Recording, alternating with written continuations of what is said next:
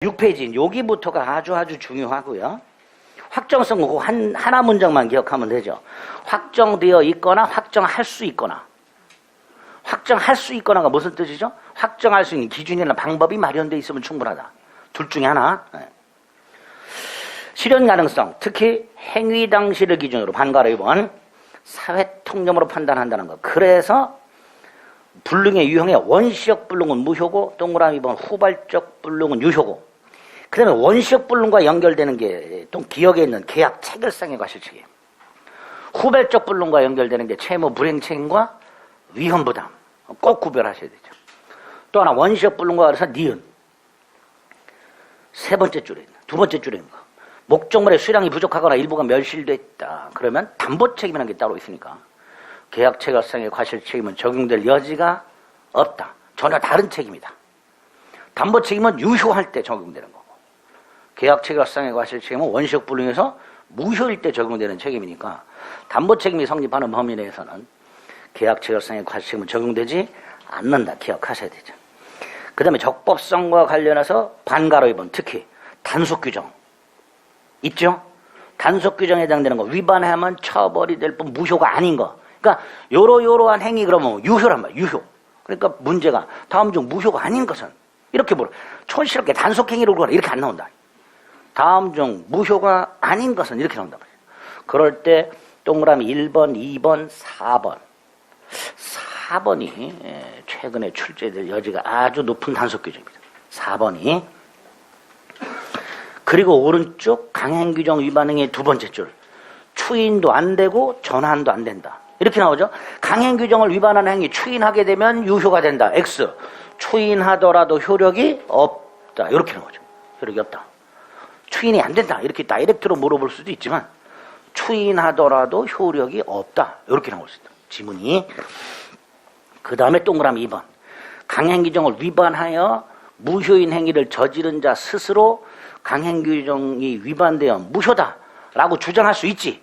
근데 그걸 뭐라고 나와요? 주장하더라도 신의 측에 반하는 것은 아니다. 이렇게 나오죠. 주장하더라도 괜찮다. 이거를 주장하더라도 신의 측에 반하는 것이 아니다. 신의 측에 위반되는 것이 아니다. 이런 식으로 표현이 나온다고 그랬습니다. 그거 확인하시고. 이제 아주 중요한 게 사회적 타당성이죠. 사회적 타당성에 보면 그 반사회 질서 행위에 해당되는 것들이 쫙 나와요. 그죠? 이런 이제 자만 올 때 읽어보는 거죠. 그 중에서 동그라미 1번에 적극가담이라는 표현. 동그라미 2번에 부척개혁 아래서 기억 본처의 사전 승인. 요것도 반사회 질서이죠. 본처의 사전 승인. 5번에 다수의 보험금을 편취할 목적의 보험계약. 7번에 금전 소비 대차 계약을 체결하는데 그 이율이 사회통념상 허용 한도를 초과하여 고율로 약정이 되었을 때 그 초과 부분이 반사회 질서행위 무효죠. 초과 부분이. 문제는 그 초과 부분이 반사회 질서행위로 무효니까 초과 부분을 지급하면 불법원 인급여가 되고, 불법원 인급여가 되니까 반환 청구를 못 해야 되는데 대법원은 반환 청구할 수 있다. 차주는 초과 지급한 이자 반환을 청구할 수 있다. 요게 출제가 된 적이 있죠. 그거 기억하셔야 되죠. 7번. 8번에 형사사건 성공보호 작정 반사회 질서행위고요. 10번에 변호사 아닌 자가 소송을 도와주고 승소하면 돈을 받기로. 이게 이익취득 약정이에요. 플러스 대납한 소송 비용을 반환받기로. 그럼 요게 합쳐가지고 전체가 반사회 질서행위로 무효. 이렇게 되죠. 여기서는 그 소송물 일부를 양도받기로 하는 약정, 요게 이익취득 약정인데 요것만 무효가 되고 대납한 비용을 반환하기로 하는 약정은 무효가 아니다. 이렇게 나올 수 있어요. 그럼 틀린 지문이 되는 거죠. 전체적으로 무효가 되는 거죠. 전체적으로. 그 다음에 이 반사회 질서 행위 것들은 자만 올 때 읽어보면 되는데 반가로 이번에 있는 건 달달달 외워야 되죠. 반사회 질서 행위 아닌 거. 동그라미 1번 강제집행을 면할 목적의 허위의 근저당권 설정 행위.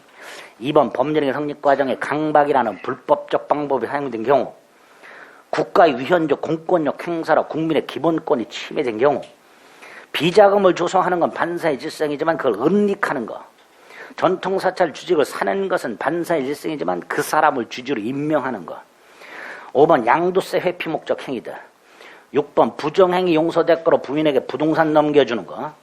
7번 해외 파견 소요 경비를 회사가 부담하되 귀국 후 일정 기간 근무하면 면제 주기로 하는 약정. 민사사건 성공보수. 무허가 건물 임대차. 10번 도박자금 채무자가 도박채권자에게 부동산 매각 권한을 위임하고 그 도박채권자가 채무자의 대리인으로서 부동산을 매각하는 행위. 이거 반사회질성이 아니죠. 매각 권한 위임과 대리인으로서 매각하는 행위. 이건 반사회질성이 아니다. 아닌 것들을 꼭 기억하셔야 됩니다. 그리고 이제 두 번째가 오른쪽에 있는 이중매매죠. 부동산을 2번 이상 매각했다. 먼저 등기한 자가 소유권을 취득하는 게 원칙이다. 등기를 넘겨받지 못한 자는 매도인에게 채무 불이행 책임을 물으면 된다. 계약해지 손해배상, 그죠? 그런데 동그라미 2번 반사의 질서는 무효가 되는 경우 이렇게 돼요. 자, 이제 머릿속으로 그림이 딱 떠올라야 되죠. 반사의 질서는 무효가 되는 경우 갑이 을에게 부동산을 매각했다. 또다시 병에게 매각하고 등기를 넘겨줬다. 원칙적으로 유효하지만 이게 반사의 질서가 되는 게 있다. 어떤 경우냐? 요건 매도인의 배임 행위와 제2매수인의 적극가담 행위 이렇게 돼요. 요 적극가담 세 가지. 제1매매 사실을 알면서도 적극적으로 매도를 권유 요청하여 계약 체결. 여기까지 와야 적극가담이 된다 그랬죠. 그거 기억하셔야 돼요. 요건 1번의 양가로 2 이렇게 돼요. 그 다음에 중요한 게 법률 관계죠. 2번의 양가로 1 제1매수인과 제2매수인 사이 을과 병 사이 다이렉트로 이전 등기나 말소 등기 청구할 수 없다. 갑을 대위에서만 말소 청구할 수 있다. 이거 기억하셔야 되죠. 아주 중요하죠. 또 하나 반가로 2번 직접 할 수 있는 게 하나 있다. 불법행위 손해배상 청구. 제1매수인은 제2매수인에게 직접 불법행위 손해배상 청구할 수 있다. 다이렉트로 청구할 수 있는 거 하나. 양가로 2번 매도인 제2매수인 제2매수로 전득한 제3자 갑, 병, 병으로부터 전득한 정 선악불문하고 소유권 취득할 수 없다. 이렇게 선악불문하고 소유권 취득할 수 없다. 아주 중요하죠. 양가로 2에 반가로 2 전 선의 전득자 이중매매가 유효하다고 주장할 수 없다. 이렇게 나오죠. 선의 정은 갑병 이중매매가 유효라고 주장 못한다. 정에게도 무효다. 그 다음에 양가로 3번에 반가로 2번 제1매수인은 제2매매 계약을 채권자 취소권 행사에서 취소할 수는 없다. 기억하셔야 됩니다. 일단 요 정도가 아주 기본이 되죠. 그리고 넘기면 동기불법. 동기불법은 동그라미 2번. 동기가 불법 반반 행위는 원칙적으로 반사의 질성이 아니다. 다만 표시되거나 알려진 경우. 그것만 기억하시면 되죠. 상대방에게 표시되거나 알려진 경우에는 반사의 질성이 된다. 이렇게. 불공정한 행위는 성립 요건 박스 아닌 거 달달달 외워야 되죠. 급부와 반대급부 현저한 불균형은 행위 당시 두 번째 줄 객관적 가치를 기준. 행위 당시 객관적 가치. 피해자의 궁박경솔 무경험, 궁박 양가로 번 정신적 원인에 기인할 수도 있다. 무경험, 사회 일반 거래 경험 부족을 의미한다. 3번 셋 중에 어느 하나만 구비하면 족하다. 4번 아주 중요하죠. 대리인에 의한 불공정한 행위. 궁박은 본인 기준, 경솔 무경험은 대리인 기준, 궁본 경무대 꼭 기억해야 되죠. 세 번째 폭리자에게 폭리 의사가 있어야 된다.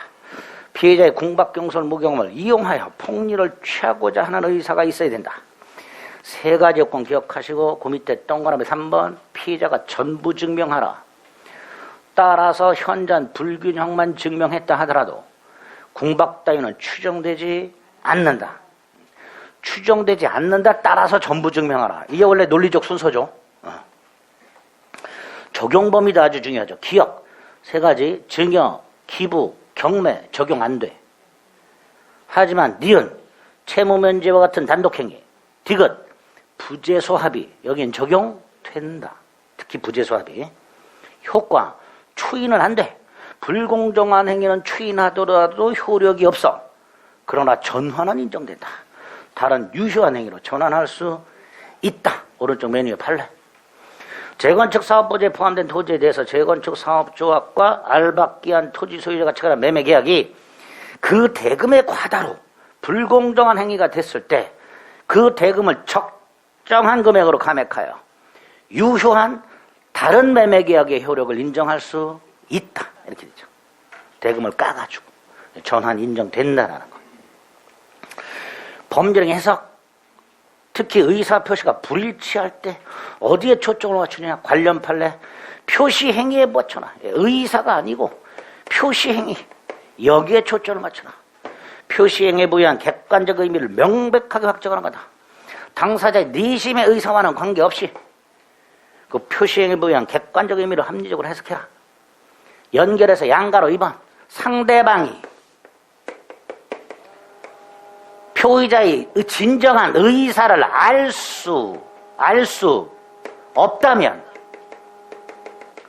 그럼 요걸로 가라. 그죠? 그럼 뒤집어서 알았거나 알 수 있었다면 뭘로 가라? 의사로 가라. 이렇게 되겠죠. 그죠? 판례가 알 수 없다면 표시로 가라 그랬으니까 알았거나 알 수 있었다면 의사로 가야 되겠죠. 그 알 수 없다면 당사자 내심의 의사보다는 표시된 행위로 추단된 의사를 가지고 해석하라. 꼭 연결해서 기억하셔야 됩니다. 이렇게 규범적 해석, 즉 표시를 기준으로 하는 게 원칙이지만 예외적으로 이 의사를 기준으로 하는 것 중에서 알았거나 알 수 있었을 경우 외에 양당사자의 의사합치가 있죠. 거기에 동그라미 3번에 있는 오표시 무해죠. 그 오표시 무해 원칙 위로 두세 줄 올라가서 착오 문제는 생기지 않는 건 꼭 기억하셔야 됩니다. 자연적 해석, 오표시 무해, 착오 취소할 수 없다. 이렇게 머릿속에 박으셔야 돼요. 그리고 밑에 사례, 갑과 을이 A 토지에 대해서 매매 의사가 일치했으나 꼭 현혹시키려고 지번을 착오하여 이렇게 말하죠. 그러니까 착오가 눈에 확 들어온단 말이죠. 착오 취소할 수 있는 거 아니야? 이렇게 생각하죠. 안 되죠. 착오를 일으켜서 계약서에 B토지라고 표시했다. 자, 1번 계약은 A토지에 대하여 성립. 따라서 을은 갑에게 여전히 A토지 이전 등기 청구할 수 있고 갑은 착오 취소할 수 없고 이렇게 연결되죠. 반면에 이 B토지는 계약을 한 적이 없으므로 무효.